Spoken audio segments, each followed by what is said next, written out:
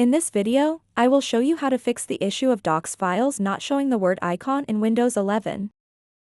First things first, find a Docx file on your computer. You can do this by navigating to File Explorer and locating any document you've created or downloaded. Once you've found your Docx file, right-click on it.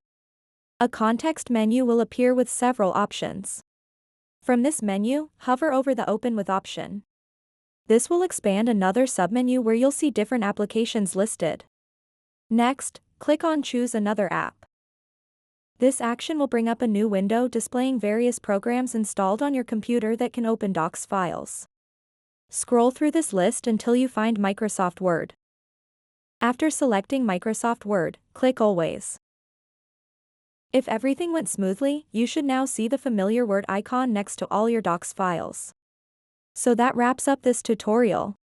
If you have any questions about this whole process, please let me know in the comments section below.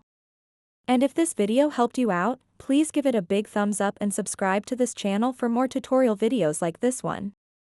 Thank you so much for watching, and have a good day.